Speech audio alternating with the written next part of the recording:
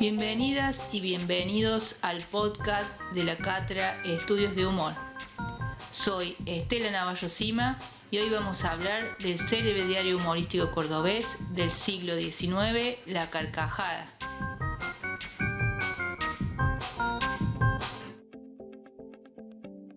De la sección Sonrisas. Pocas veces como ahora tenemos la oportunidad mejor para escribir la presente sección, pues debido a los recios fríos con que el mes de San Juan nos está obsequiando, es rara la persona que no se anda sonriendo. Y no puede ser de otro modo porque los fríos que estamos soportando son de aquellos que hacen pensar en el séptimo sacramento. Por eso muchos exclaman: "No quiero más celibato", y agregan las solteronas: "Maldito sea el chivato". Fragmento extraído del periódico jocoso La Carcajada del año 1889.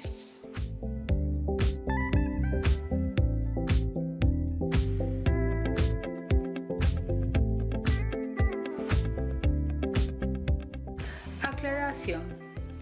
A lo largo de este podcast se leerán a modo de ejemplo, esporádicamente, fragmentos originales de La Carcajada y de otros diarios. Para entender el humor de estos periódicos satíricos burlescos, es necesario ubicarse dentro de la lengua de fines del siglo XIX y en el contexto político-social de ese momento.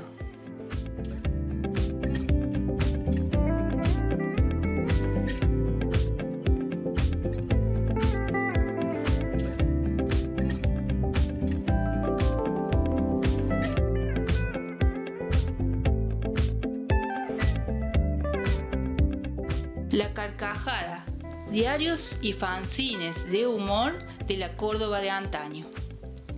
Para comenzar a hablar del periódico humorístico La Carcajada, antes debo remitirme al primer trabajo de investigación que realicé como adscripta al Centro de Investigación de la Facultad de Filosofía y Humanidades, CIFI, como parte del grupo de investigadoras e investigadores de humor. Este proyecto al que hago mención estaba centrado en el estudio de la mítica revista Hortensia, que estuvo dirigida por Alberto Conini. Para empezar esta tarea, al primer lugar, entre comillas, que me dirigí es al que la jerga académica llama fuentes primarias, es decir, a la revista misma que se publicó durante más de 18 años de manera ininterrumpida, desde el 1 de agosto de 1971 a diciembre de 1989, con una regularidad mensual y hasta quincenal, a lo que le podemos sumar además, si queremos, algunas ediciones especiales como fueron Hortensia Grandota o la Hortensia Extra. En esta gloriosa revista descubrí una inagotable cantidad de autores, humoristas gráficos, muchos de ellos de renombre, escritores, como así también los clásicos cuentistas, humoristas de escenario, mujeres humoristas, artistas, narradores de oficio, guionistas, contadores de chistes, personajes de la docta y personajes que nacieron de la ficción como fueron Negación y Chaveta, entre otros que quizás me olvide. Fue entonces que empecé a pensar que detrás de esta mítica revista de humor había una inscripción, una impronta que daba cuenta con toda claridad de una cultura viva que tenía una raigambre muy fuerte, anclada no solo en el característico lenguaje local, es decir, el acento esdrújulo, y en el pasado temporal, sino también con fuertes raíces en el suelo mismo. El humor que se leía y se lee aún hoy en las anchas páginas inconfundibles de esta publicación provenía, a mi entender, de dos lugares claves de la cultura: el folclore ancestral y ciertas producciones locales. Tenía la firme sospecha, por así decirlo, de que detrás de la misma había un pasado lejano e inmediato, un contexto humorístico, histórico, social del que no se había escrito a ciencia cierta nada todavía. Mi hipótesis era que Hortensia era el resultado de una larga tradición humorística en el tiempo, y lo que en ese momento tenía que hacer para averiguarlo era buscar esas fuentes que suponía que existían, remitirme a esas fuentes, descubrir a dónde estaban, si verdaderamente existían o no, y si era posible hallarlas o rastrearlas. Todo esto independientemente de que algunas de esas fuentes todavía estaban vivas en las calles, como por ejemplo la zona del Mercado Norte, en las reuniones sociales, en el cancionero o en los bailes populares. De hecho, la revista Hortensia era el fiel reflejo de una cultura humorística que en ese momento se hallaba fácilmente a la vuelta de la esquina. Se puede decir que así, más o menos, fue como llegué a la carcajada. Entre los que han nombrado dentro de la revista Hortensia a este diario La Carcajada, se encuentra el escritor y narrador Miguel Bravo Tedín, quien, como todo historiador de profesión, da cuenta de un pasado, de un contexto social de producción sobre el cual descansaba la revista y sus creadores.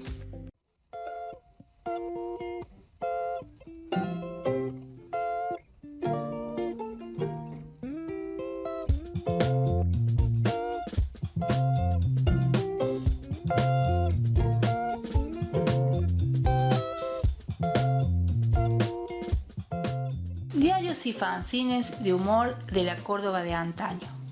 Del primer diario humorístico de Córdoba que se tiene alguna noticia, claro está, como periódico satírico burlesco, es La Matraca, de 1856, que no podría decirse que era un diario propiamente dicho, pues se trataba de un suplemento de una hoja que se entregaba conjuntamente con el diario serio El Imparcial, muy leído en toda la provincia.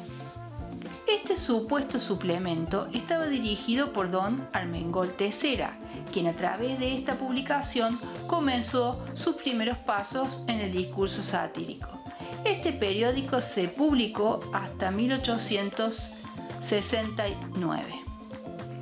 Tiempo después le siguió el diario La Linterna, que trataba con su claridad, entre comillas, de encontrar la verdad como apuntaban sus cronistas, aunque de este diario existen escasos datos.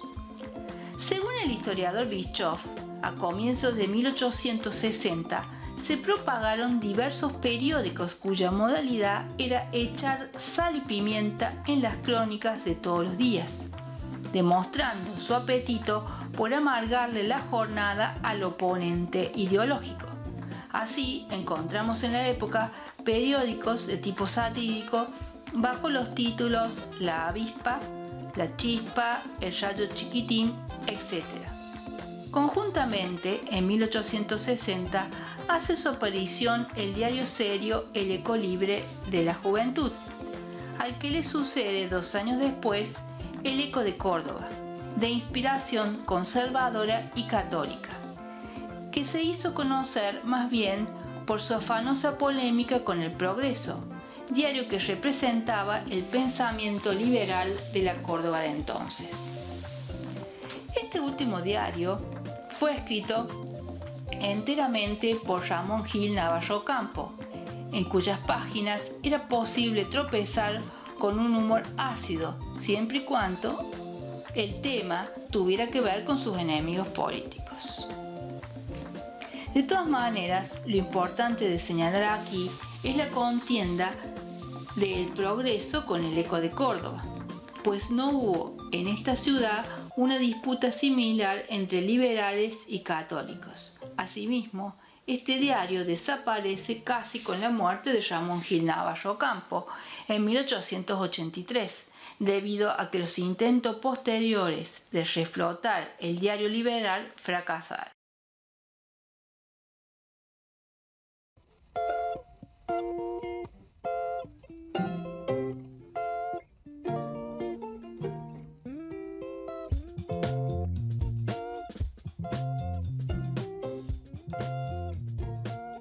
bien la disputa que se inicia entre los diarios, sobre todo entre aquellos que se contraponían ideológicamente, fue ampliamente reconocida, la contienda entre los diarios serios y humorísticos fue también visiblemente marcada.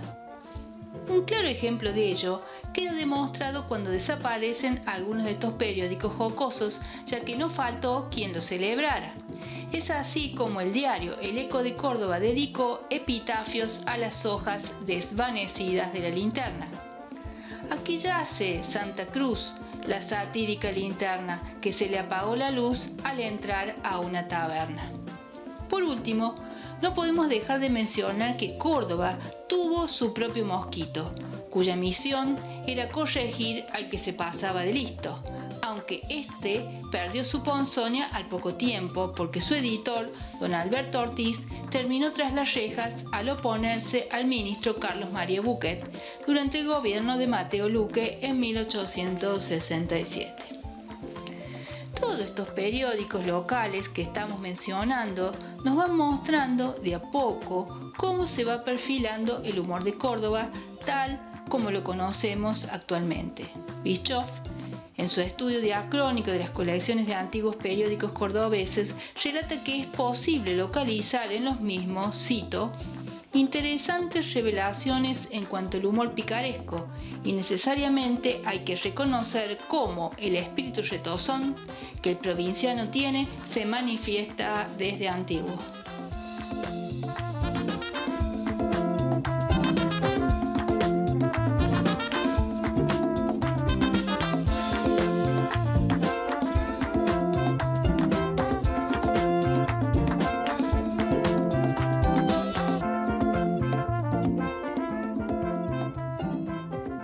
La carcajada de Armengol Tessera.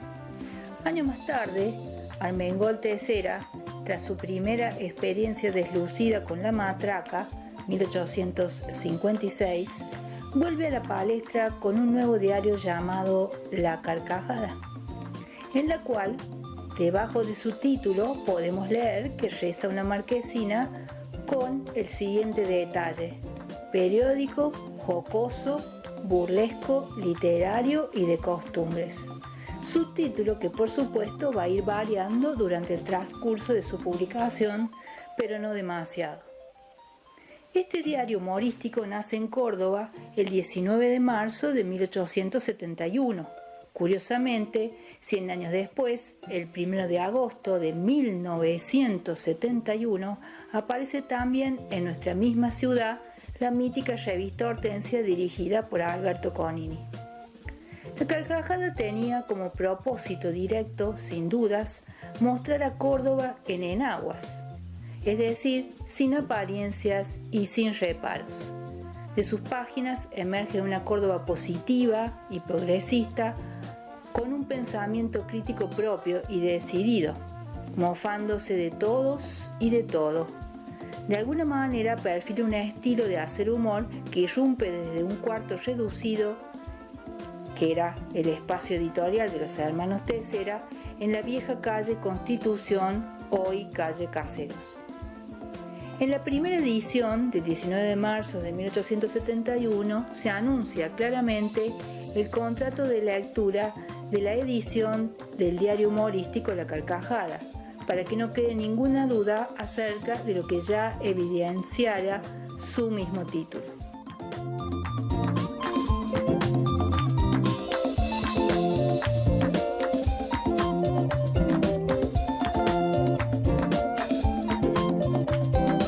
Vamos a reír, nuestro programa. Sí, señores, vamos a reír y mucho. Es tan agradable, ¿no es verdad? Figúrese que para mí no hay cosa que valga una buena carcajada hecha de todo corazón. Y se puede reír de tantas cosas, hay tantos absurdos, tantas ridiculeces en este mundo. Desde el palacio más poderoso hasta el hogar más humilde, todo es materia de reír, pero de reír a carcajadas. Este globo que habitamos es un inmenso teatro donde todos hacemos nuestro papel, siendo al mismo tiempo actor y espectador. En este teatro lo que se representa es una farsa. Reír, pues, porque con llorar no se hace nada. En estas pocas palabras puede encerrarse el programa de la publicación que presentamos hoy al público, pero queremos ser más explícitos. La carcajada, tal es el título de nuestro periódico, se propone mostrar con el dedo los abusos de la sociedad. La carcajada puede ser leída por todos y por todas.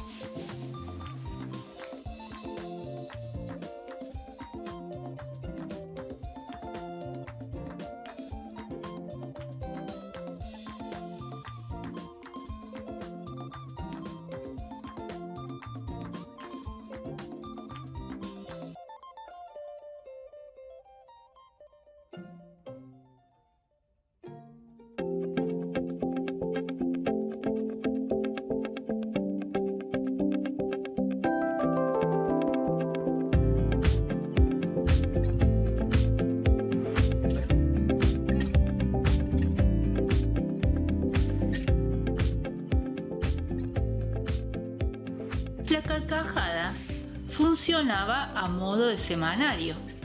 Constaba de 4 páginas, tamaño tabloide, en la cual cada carilla presentaba a su vez 3 columnas.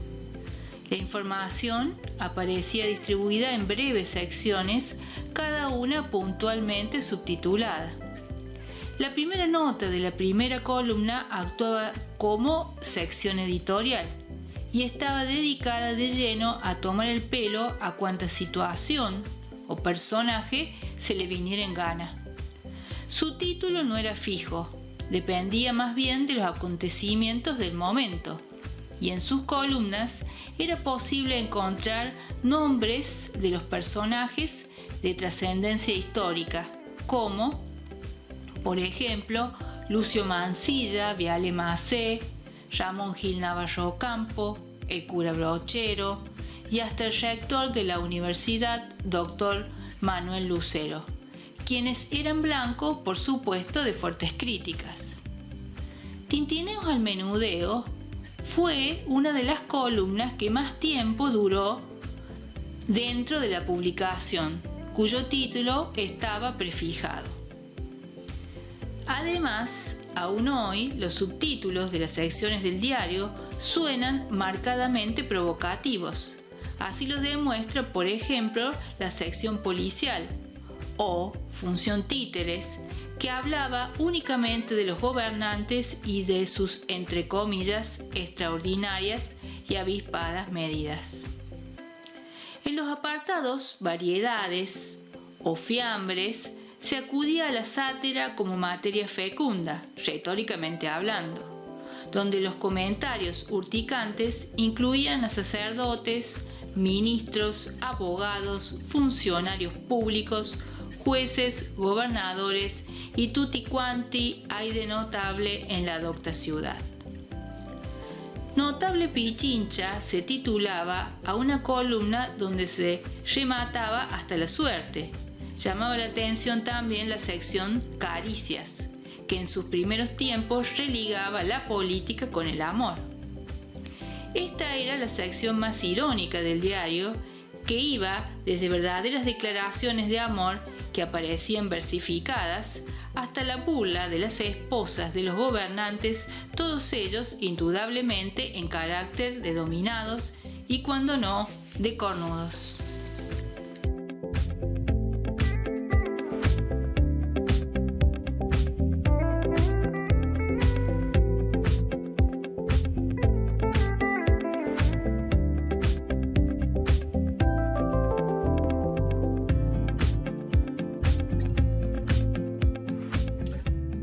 Mencionar 2 de los secretos del éxito de la carcajada, a mi entender, por supuesto, claro está.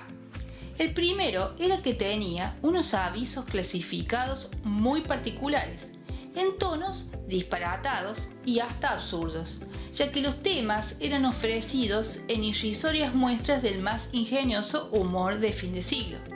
El segundo era muy original hasta para la época, ya que en este diario humorístico los lectores, en una suerte de anonimato o a través de un seudónimo o mote, podían publicar sus propias cargadas a quien sea, y no eran pocos los adeptos a estos avisos. Asimismo, se podría conjeturar que el tema recurrente de la carcajada ha sido la comparación del lujo con la pobreza, palabra frecuente entre sus páginas. La crítica a la miseria, al lujo y sus manifestaciones se intercalaban permanentemente en el desarrollo de los artículos. En muchos casos, Armengol se dedicó más bien a mostrar la suerte corrida por aquellos que habían nacido con pocas posibilidades, ya que afirmaba de manera sarcástica la triste realidad, que de tan tristemente irónica terminaba siendo grotesca. De esta manera, Teixeira lograba arrancar grandes carcajadas. Citamos lo siguiente de sus páginas. Está visto que no hay cosa peor que ser pobre, si parece que todos los malos elementos se reúnen para mortificarlo y hacerlo sufrir. El ser pobre en estos tiempos es la última ruina que puede pasar sobre uno. Asimismo, la moda, los usos, las costumbres de la época no podían faltar en este jocoso diario, pues servían de aditamento para ridiculizar prácticas cotidianas, hábitos y excesos que se cometían en nombre de la figuración o del que dirán. Armengol Teixeira no se privaba de glosar nada, ya sea en prosa o en verso, y hasta se preocupaba de reproducir y criticar modos y expresiones que transitaban por la ciudad. Las burlas iban desde las acciones de los funcionarios hasta pequeños descuidos de quienes poseían alguna nimia función pública. Citamos por ello un ejemplo. Ponemos en conocimiento del señor comandante de Serenos que en la oficina de la carcajada existe una linterna de Sereno número 11 que no sabemos de qué modo se ha perdido.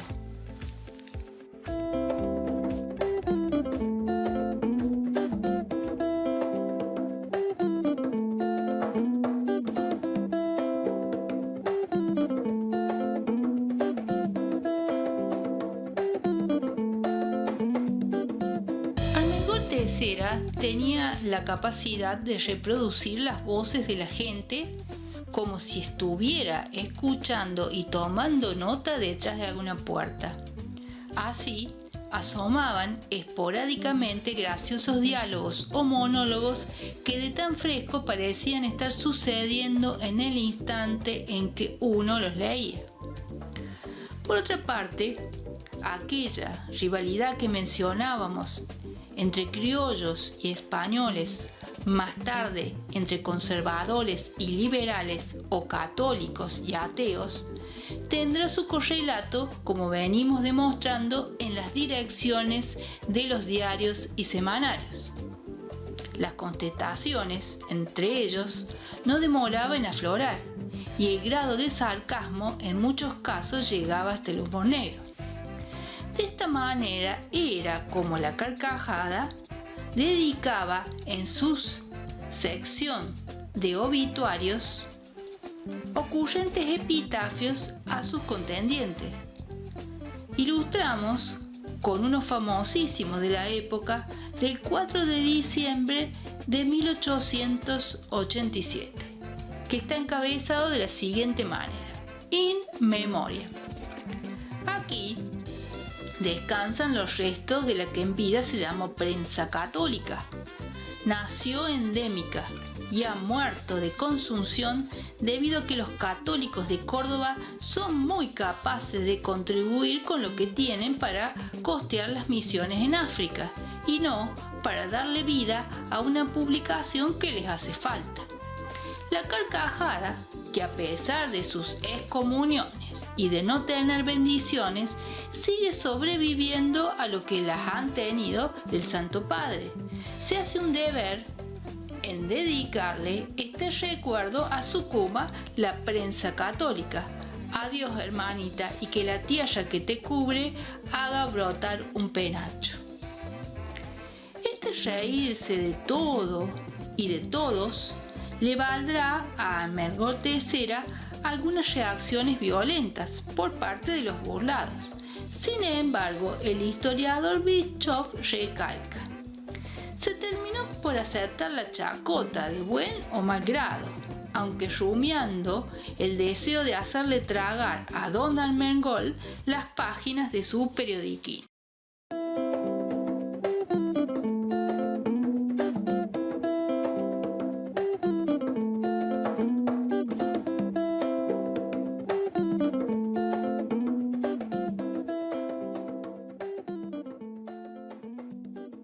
La carcajada en el ojo de la censura. Los hermanos Tessera también tuvieron algún intento de censura eclesiástica que no llegó a concretarse. Al respecto, Víctor García Costa encuentra un dictamen de una comisión especial nombrada por el obispo de Córdoba para examinar los diarios La Carcajada y El Progreso. A continuación leeremos dicho dictamen.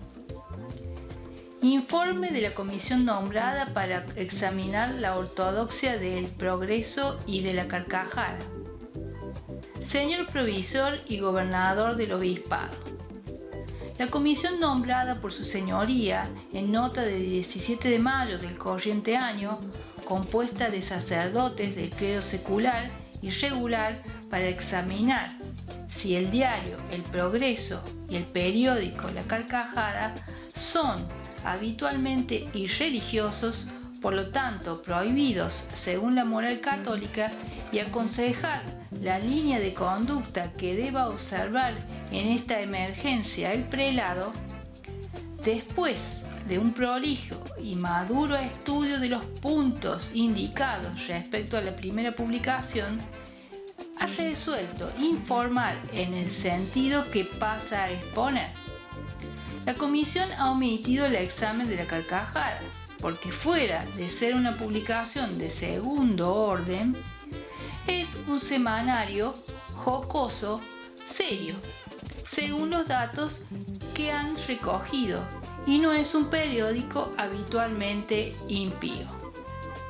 Pues si bien algunas veces se permite hablar irrespetuosamente de las normas de nuestra santa religión y de las personas sagradas, no se propone impugnar ex profeso a la religión, sino más bien seguir el carácter humorístico y satírico, ni la frecuencia con que se toma aquellas libertades llega a constituir un hábito. Si bien Vázquez Lucio considera que la censura eclesiástica no llegó a concretarse, Roberto Ferrero, en Breve Historia de Córdoba, comenta que su lectura fue prohibida por una pastoral de Monseñor Uladislao Castellano en octubre de 1880.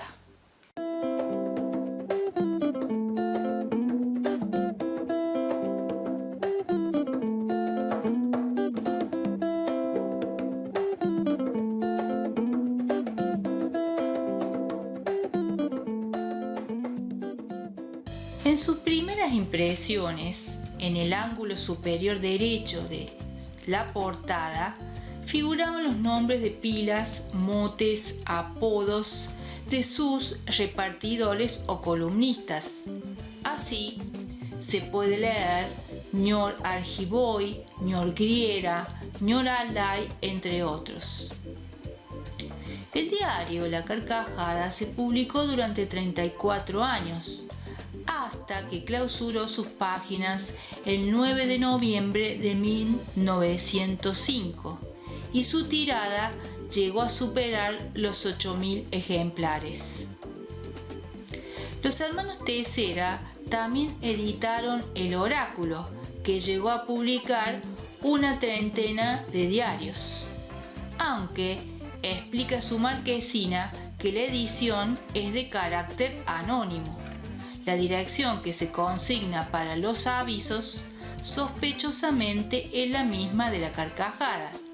La primera edición del no tan anónimo impreso data de 1889.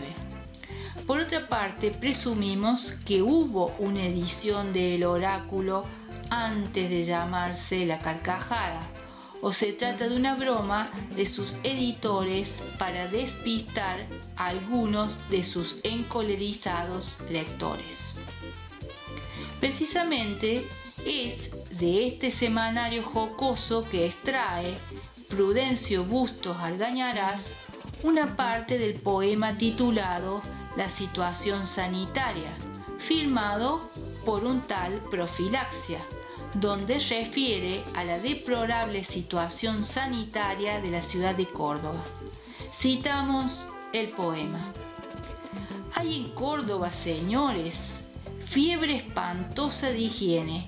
No se puede negar esto, porque está muy evidente. Pero si no nos ayudan con su flujo y sus preces los santos Canuto y Roque, no precisamos más peste que la que encima tenemos, con nuestro dolce farniente para dar fin a la historia de Córdoba y cordobeses.